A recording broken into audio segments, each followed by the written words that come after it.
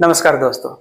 अक्सर कुछ लोग पूछते हैं कि एचएलओ एप्लीकेशन में जब डेटा की एंट्री करते हैं तो लाइन नंबर बढ़ता रहता है, जनगणना मकान संख्या बढ़ती रहती है और जो परिवार क्रमांक है वो भी बढ़ती रहती है।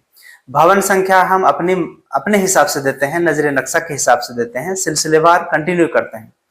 ऐसे में यदि हमने भवन संख्या 9 तक कंप्लीट कर लिया और अब मुझे करना चाहिए था 10, ऐसे में क्या हुआ कि एक स्किप हो गया और हमने 11 नंबर भवन दे दिया और फिर ऐसे हम करते चले गए। तो फिर क्या करें, इस 10 नंबर को कैसे भरें? देखिए इसको ऐसे तो हम कभी भी भर सकते हैं क्योंकि वो 10वां नंबर अभी खाली है।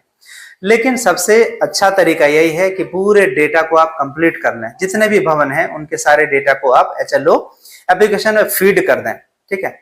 और सबसे अंत में जो छूट गया था उसको आप अपनी नोटबुक में लिख करके रख लें और सबसे अंत में उस 10वें नंबर भवन का जो भी डेटा है उसको एचएलओ एप्लीकेशन में फीड करें।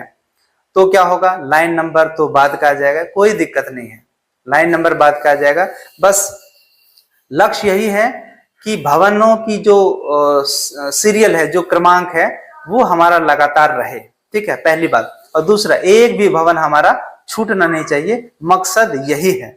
भले ही हमने उसको लास्ट में फीड किया, लेकिन इसका मतलब ये कदापि नहीं है कि आप एक के बाद 10 को भरें, 10 के बाद 30 को भरें, 30 के बाद 35 को भरें, 35 के बाद फिर आप 15 पर आ जाएं, इस तरह से नहीं।